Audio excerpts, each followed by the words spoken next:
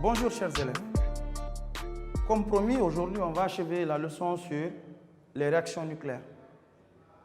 Aujourd'hui on va parler des réactions nucléaires artificielles ou provoquées. Mais avant ça, je vous rappelle que la dernière fois on avait parlé sur les réactions nucléaires naturelles ou spontanées.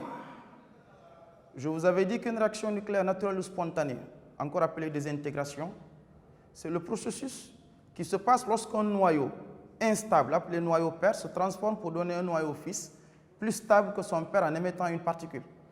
On avait dit qu'il y avait 4 types de réactions nucléaires en fonction des particules émises.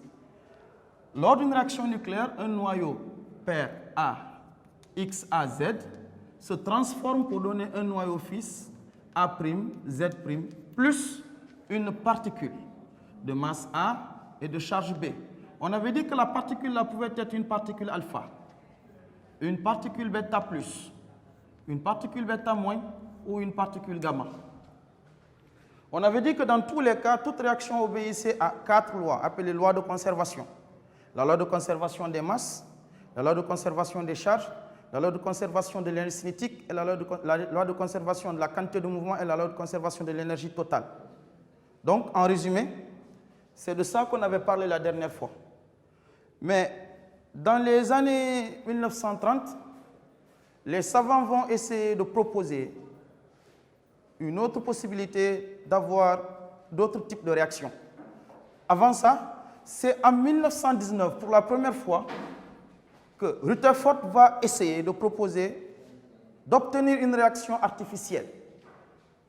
Qu'est-ce que Rutherford va proposer? Il va bombarder le noyau d'azote 14,7 avec une particule alpha. Alors, il va obtenir l'oxygène 17,8 plus une particule. Mais comme on a dit que toute réaction doit obéir aux lois de conservation, alors il se doit que la somme des masses après la réaction donne la somme des masses avant la réaction.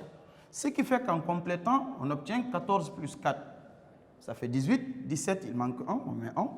7 plus 2, 9. Ici 8, il manque 1. Ça définit le proton.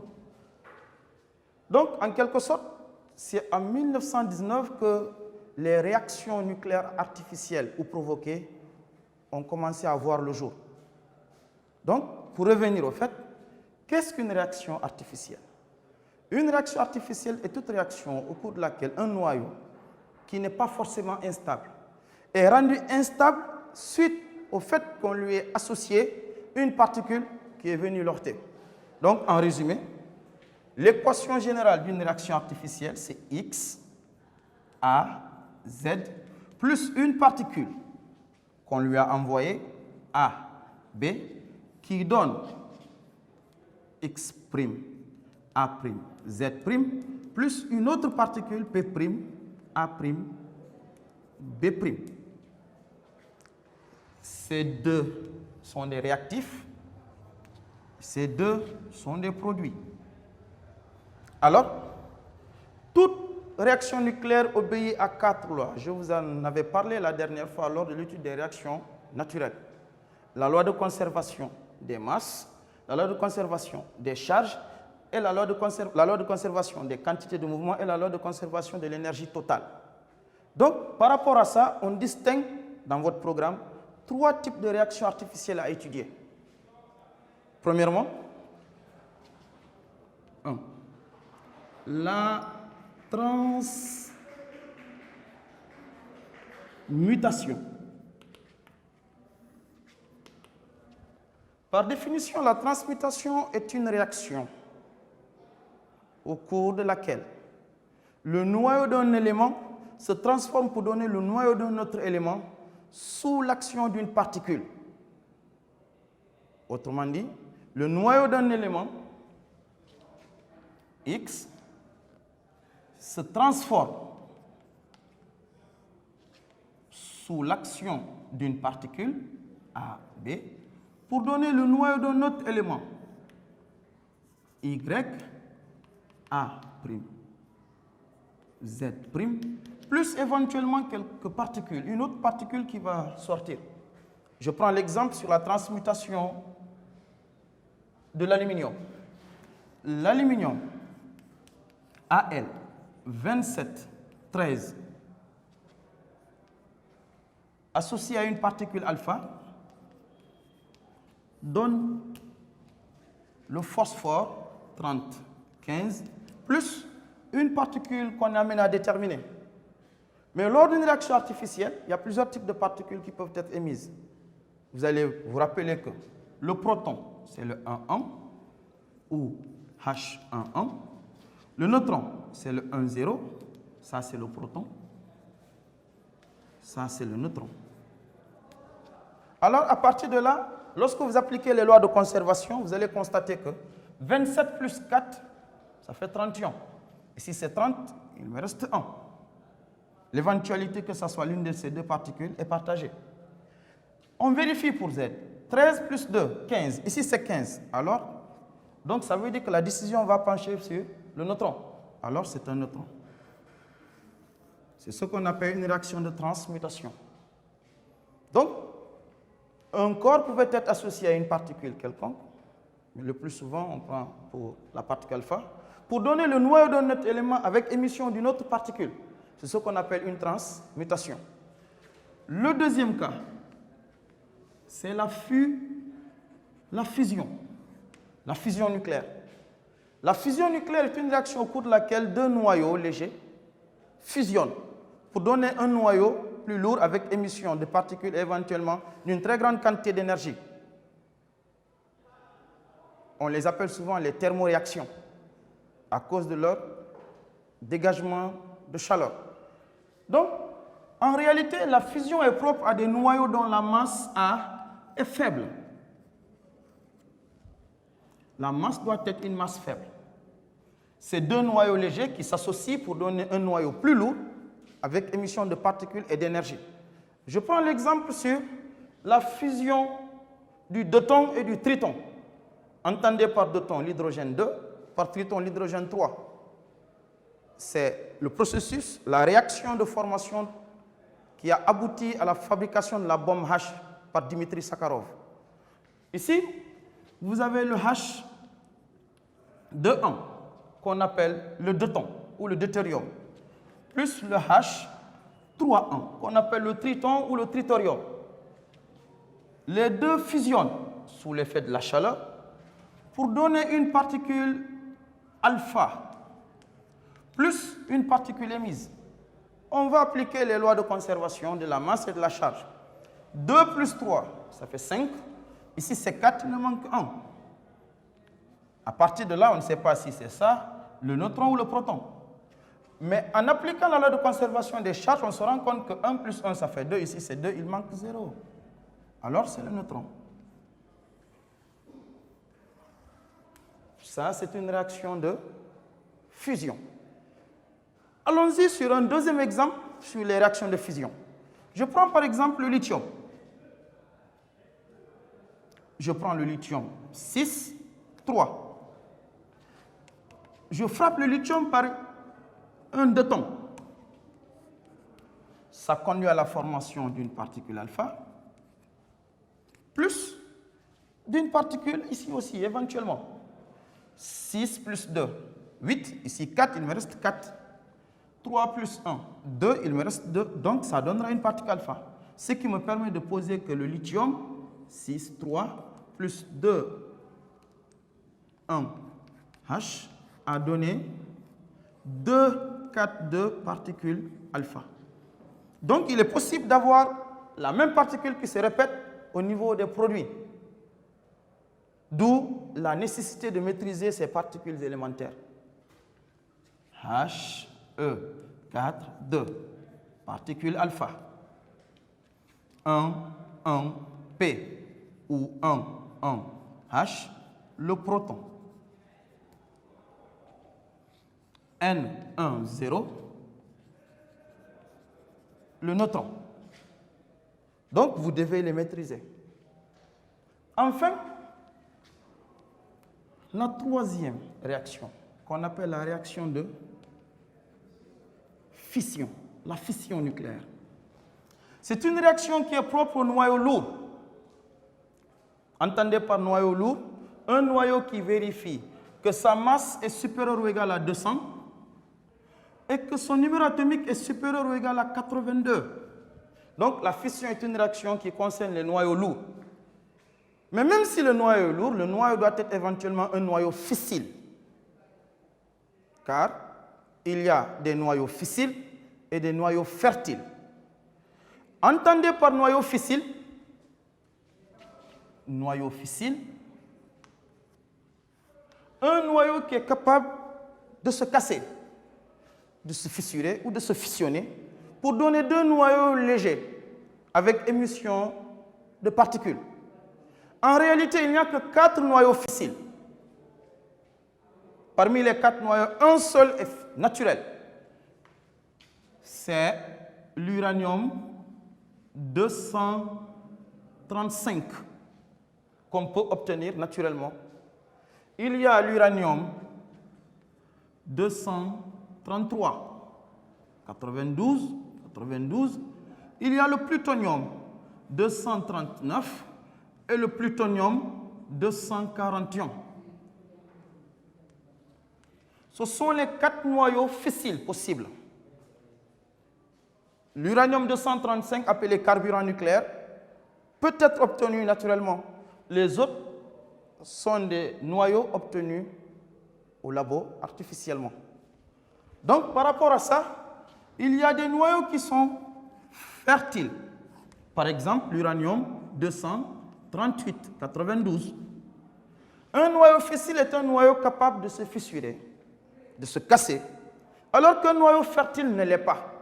Un noyau fertile ne peut pas se fissurer, mais il est capable, par suite de désintégration bêta, peut-être éventuellement alpha, mais en général, c'est suite à des désintégrations alpha et gamma, désintégration bêta et gamma, peut donner naissance à un noyau qui est fissile.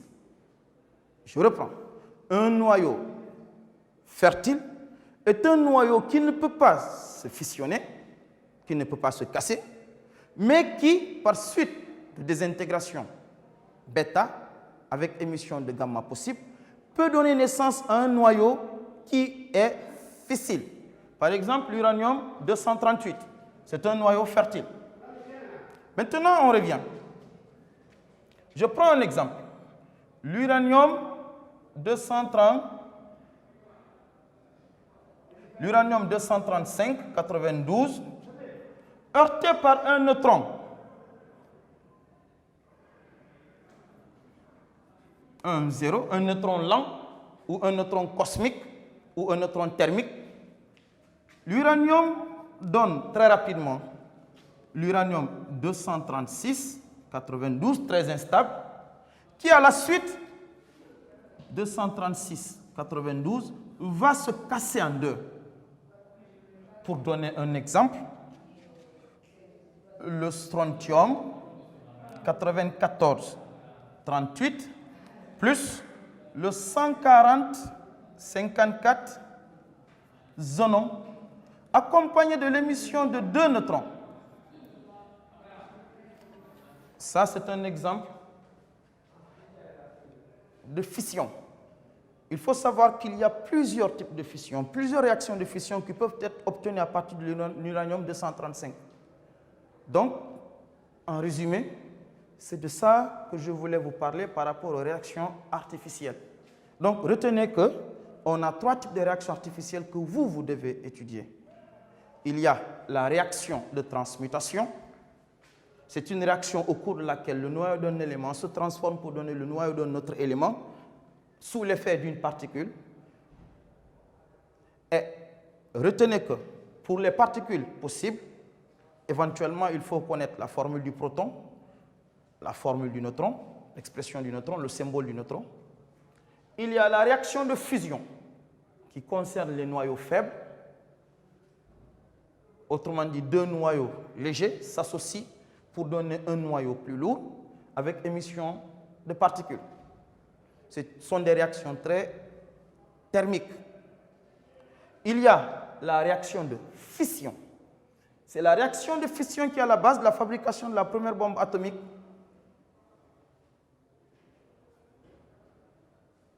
Fabriquée par les Américains sous la houlette de Oppenheimer et d'un groupe de savants, permettant aux États-Unis de devenir une très grande puissance nucléaire et de frapper le Japon dans les villes de Hiroshima et Nagasaki, mettant fin à la Deuxième Guerre mondiale.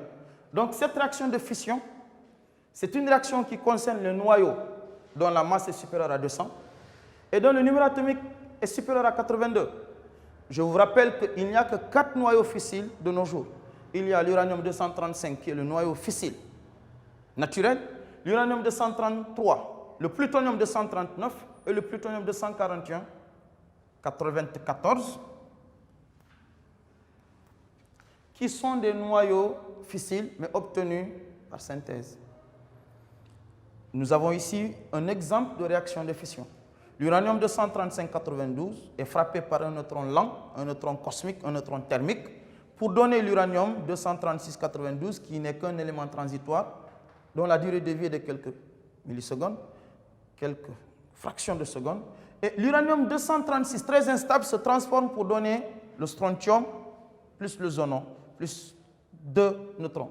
D'où l'équation bilan, uranium-235, 92 plus 1, 0 neutron, donne le SR, 94, 38, plus 140, 54, XE, plus 2, 1, 0, N. Donc, en résumé, c'est de ça que je voulais vous parler aujourd'hui. Et on va essayer d'enchaîner sur la méthodologie qu'il faut utiliser pour aborder un noyau. Maintenant, on va parler du noyau en question. On avait dit que le noyau est la partie centrale de l'atome. Le noyau est la partie centrale de l'atome. On a dit que le noyau renferme des particules chargées positivement et des particules neutres. Les particules chargées positivement, on les a appelées protons. Et on a dit qu'il y a Z protons. Les particules neutres, on les a appelées neutrons. Et on a dit qu'il y a N neutrons. L'ensemble des deux donne le nombre de nucléons. On a dit que le nombre de nucléons est désigné par A. Ce qui vous ramène à la première équation nucléaire. Z plus N égale à A implique que N égale à A moins Z. Donner le Z, le N et le A, c'est faire la structure du noyau. Z, numéro atomique ou nombre de charges. N, nombre de neutrons. A, masse atomique ou nombre de masses. Maintenant, on va s'intéresser à la masse même du noyau. Masse du noyau. Mx. Allant à l'encontre des réalités de son époque, Albert Einstein a proposé que la masse du noyau est toujours inférieure à la somme des masses des nucléons pris isolément, créant ainsi un défaut de masse entre la masse du noyau réel et la somme des masses des nucléons pris isolément. Donc, ça veut dire que la masse du noyau, d'après l'hypothèse d'Albert Einstein, X, est inférieure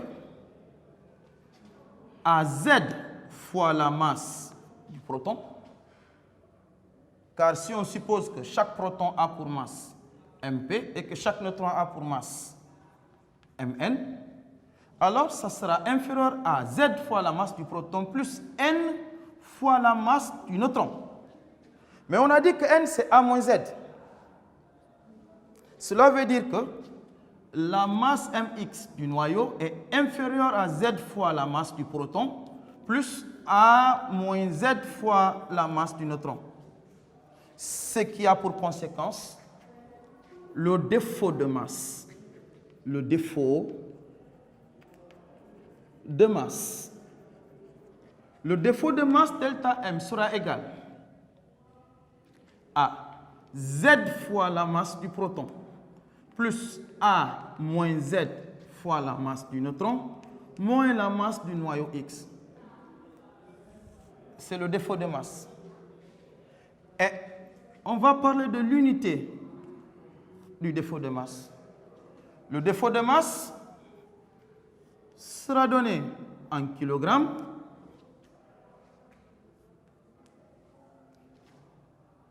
en unité de masse atomique, UMA,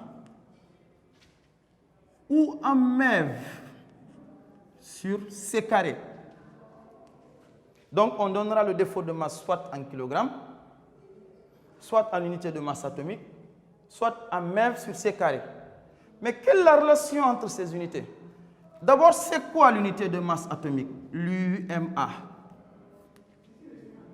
Une unité de masse atomique correspond à 1/12e de la masse du carbone 12. C'est 1/12e de la masse du carbone 12. Ce qui équivaut à dire qu'une unité de masse atomique égale à 1 sur 12. Multiplié par. On sait que la masse du carbone 12, c'est 12 grammes. Donc, ça fait 12 fois 10 puissance moins 3, parce qu'on doit convertir en kilogrammes, divisé par le nombre d'Avogadro. N 6,022 fois 10 puissance 23. Atomes par mol. Ce qui revient à poser ici, multiplié par 6,022 fois 10 puissance 23. Ce qui nous donne exactement 1,66 fois 10 puissance moins 27 kg. Donc, ça veut dire qu'une unité de masse atomique correspond à 1,66 fois 10 puissance moins 27 kg. Alors, comment trouver l'unité de masse atomique en mégaélectronvolts sur C carré? Vous allez savoir d'abord que un électronvolt égale à 1,6 fois 10 puissance moins 19 joules.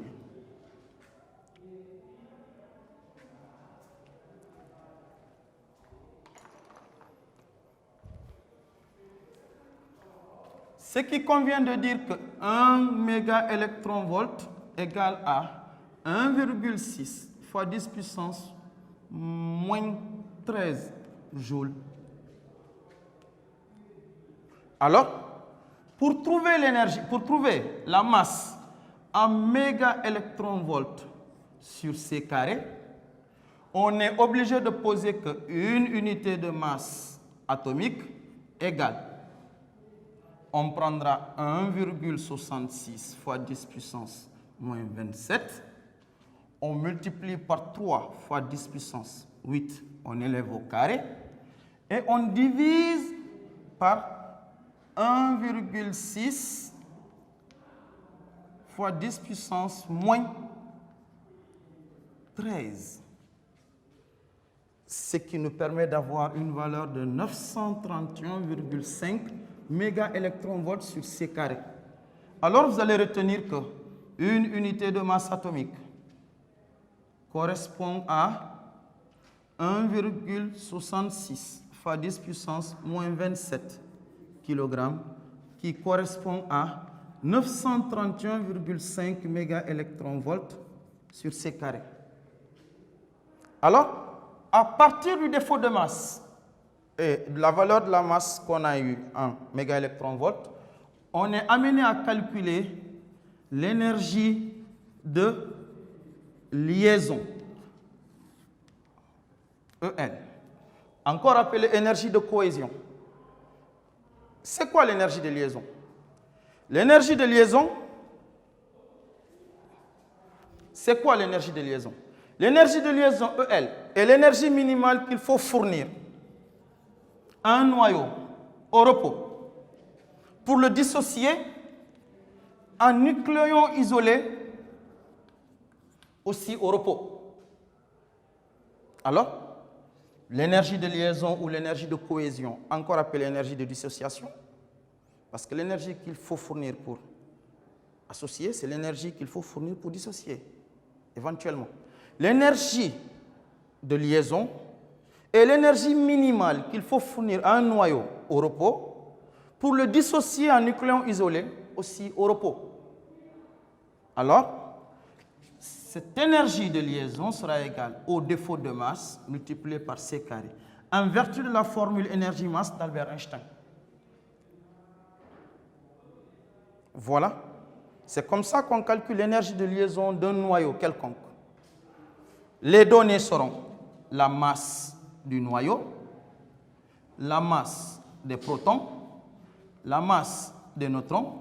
Il faudra connaître Z, le nombre de protons, N, le nombre de neutrons.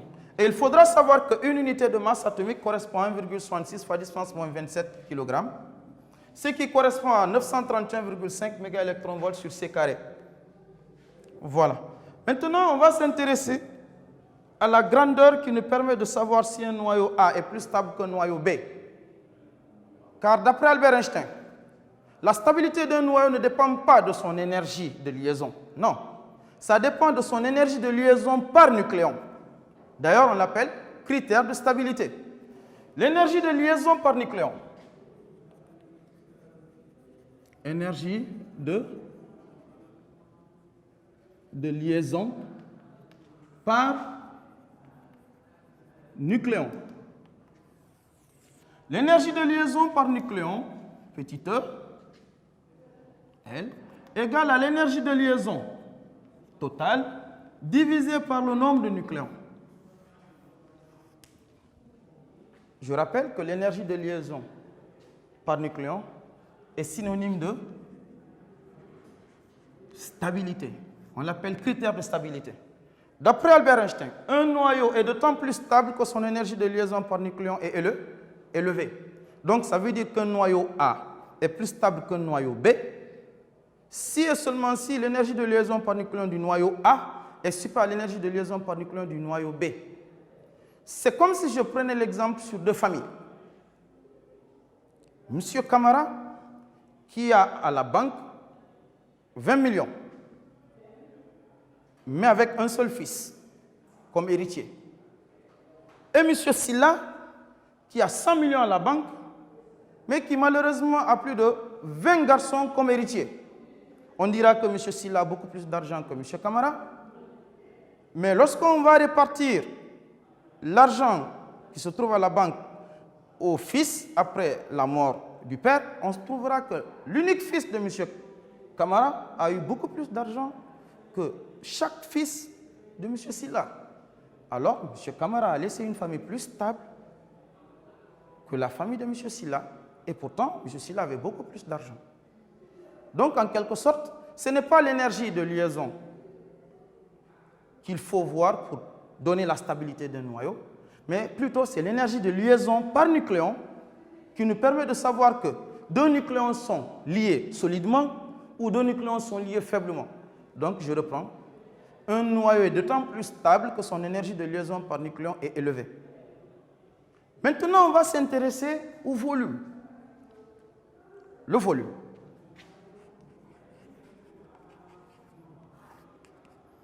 Comme j'aime à le dire, j'aime dire que Dieu aime une forme spécifique. C'est la forme ronde, la forme sphérique. N'allez pas rester sans savoir que dans les interactions des corps grands, très grands, on va parler des planètes, on va parler du Soleil. Et vous savez que ces corps-là ont la forme sphérique. Ce sont les corps les plus grands de l'univers. Et vous n'êtes pas sans savoir que le corps le plus petit qu'on peut associer à un élément libre, c'est l'atome. Et l'atome aussi a la forme sphérique. Donc, du coup, je justifie ce que je dis, que, étant donné que c'est Dieu qui est le créateur de tout, il a créé tout en fonction de ce qu'il aime. Donc, l'atome est sphérique. Il faut retenir que le volume de l'atome dépend de la forme de l'atome. L'atome a la forme sphérique. Les géomètres ne vont pas me contredire. Le volume d'une sphère, c'est 4 tiers de pi r au cube. R est le rayon du noyau. Tout est parti sur l'étude qu'on a eu à faire sur le noyau de l'hydrogène, parce que l'hydrogène est l'élément le plus simple.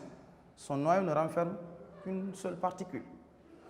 Le rayon obtenu est obtenu à partir de la base, on a dit que R égale à R0, racine cubique de la masse atomique.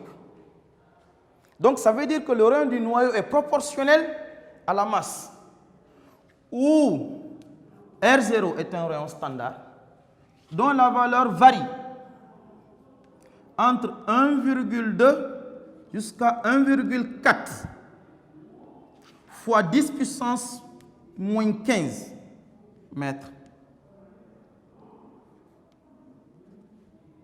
N'oubliez pas que 10 puissance moins 15 mètres est appelé femtomètre.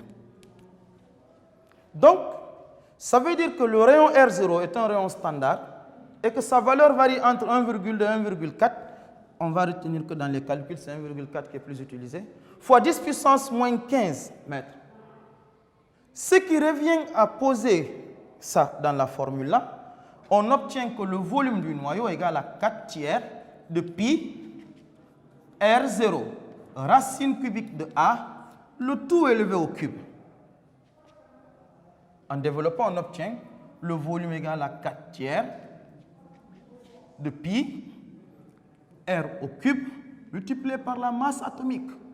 C'est comme ça qu'on calcule le volume d'un noyau, connaissant sa masse atomique. Et vous allez retenir que le volume sera de l'ordre de 10 puissance moins 45 mètres cubes. Parce que R0, parce que R0 est de l'ordre de 10 puissance moins 15. Donc, en élevant au cube, on obtient un volume de l'ordre de 10 puissance moins 45 mètres cubes. On va vous demander de calculer la masse volumique. La masse volumique, que je vais appeler ρ, égale à la masse du noyau divisé par le volume du noyau. Donc, en résumé, c'est ce que vous devez savoir sur le noyau. Ces quelques formules vont vous permettre de résoudre les exercices dans lesquels on vous demande de déterminer l'énergie de liaison. Donc, pour avoir l'énergie de liaison, il faut savoir que l'énergie de liaison, c'est l'énergie minimale qu'il faut fournir à un noyau au repos pour le dissocier et obtenir des nucléons isolés aussi au repos. Que l'énergie de liaison égale au défaut de masse multiplié par c carré, où c est la célérité de la lumière, et que le défaut de masse s'obtient à partir de la théorie d'Albert Einstein, qui dit que le défaut de masse égale à z fois la masse des protons, plus a moins z fois la masse des neutrons, moins la masse du noyau qu'on vous donnera. Par rapport à ça, il vous faudrait savoir qu'une unité de masse atomique correspond à 1,66 fois 10 puissance moins 27 kg, et que une unité de masse atomique aussi correspond à 931,5 mégaélectronvolts sur c carré. Mais il faut savoir que l'énergie de liaison ne peut pas vous permettre de donner la stabilité d'un noyau. Pour ça, il faut savoir quelle est l'énergie qui lie deux molécules qui se trouvent à l'intérieur du noyau. Pour ça, on doit prendre l'énergie de liaison totale, on divise par la masse, ce qui va nous donner une grandeur qu'on appelle l'énergie de liaison par nucléon, appelée critère de stabilité. Il faut retenir que, d'autant plus que l'énergie de liaison par nucléon est élevée, d'autant plus le noyau est stable. Donc, la stabilité d'un noyau dépend de son énergie de liaison par nucléon. Ensuite, on parlera de volume.